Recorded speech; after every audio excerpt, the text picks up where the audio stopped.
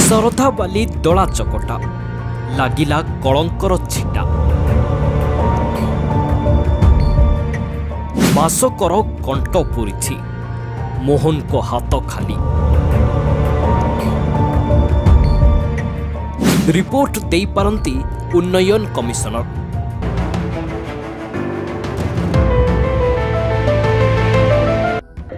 ମାସକର କଣ୍ଟ ପୂରିଛି, ହେଲେ ମୋହନ ସରକାରଙ୍କ ହାତ ଖାଲି ଅଛି। ମାନୁନାହାନ୍ତି ନେତା ମନ୍ତ୍ରୀ। ଚଳିତ ବର୍ଷ ଶରଧାବାଲି ଦଳାଚକଟା ଘଟଣାରେ ବଦନାମ ହୋଇଥିଲେ ମୋହନ ସରକାର। ଆଉ ଏ ସମ୍ପର୍କରେ ରିପୋର୍ଟ ମାଗିଥିଲେ। 30 ଦିନ ସମୟ ଦେଇଥିଲେ, ହେଲେ ଗତକାଲି ଏହାର ଡେଡଲାଇନ୍ ଶେଷ ହୋଇଛି। କିନ୍ତୁ ମୁଖ୍ୟମନ୍ତ୍ରୀଙ୍କ ହାତକୁ ଏପର୍ଯ୍ୟନ୍ତ ଯାଇନି ରିପୋର୍ଟ।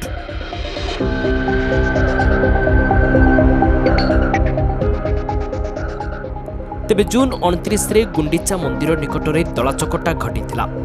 ସାଧାରଣ ଜନତାଙ୍କଠୁ ଆରମ୍ଭ କରି ବିରୋଧୀ ଦଳ ନେତା ପର୍ଯ୍ୟନ୍ତ ସମସ୍ତେ ମୋହନ ସରକାରଙ୍କୁ ଘେରି ଯାଇଥିଲେ। ଆଉ ପ୍ରଶାସନ ଏବଂ ଆଇନ ମନ୍ତ୍ରୀ ମହାପ୍ରଭୁଙ୍କ ଇଚ୍ଛା ବୋଲି କହି ଖସି ଯାଇଥିଲେ। ହେଲେ ବିଶ୍ୱ ଦରବାରରେ ମୋହନ ମାଝୀଙ୍କୁ ନିନ୍ଦିତ ହେବାକୁ ପଡ଼ିଥିଲା।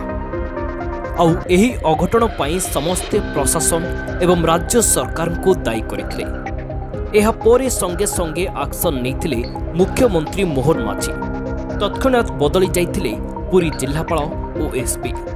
ଜିଲ୍ଲାପାଳ ସିଦ୍ଧାର୍ଥ ସ୍ୱାଇଁଙ୍କ ସ୍ଥାନରେ ଚଞ୍ଚଳ ରାଣା ନୂଆ ଜିଲ୍ଲାପାଳ ହୋଇଥିବା ବେଳେ ବିନୀତ ଅଗ୍ରୱାଲଙ୍କ ସ୍ଥାନରେ ପିନାକ ମିଶ୍ରଙ୍କୁ ଏସ୍ପି ଦାୟିତ୍ୱ ଦିଆଗଲା।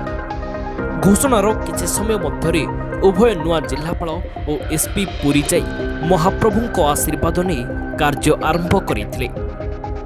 पूरा घटनार प्रशासनिक तदंत पर निर्देश दि जाइथिला।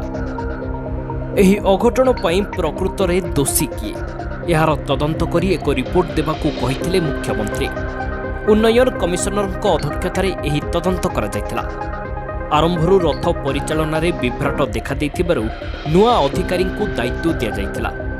ए पर्यंत मुख्यमंत्री हाथ खाली अछि। हेले कुहा जाउछि आज संध्या सुधा रिपोर्ट दे पारंती उन्नयन कमिशनर।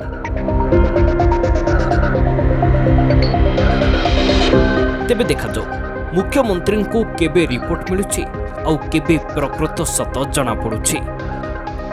ब्यूरो रिपोर्ट दिनांक टीवी।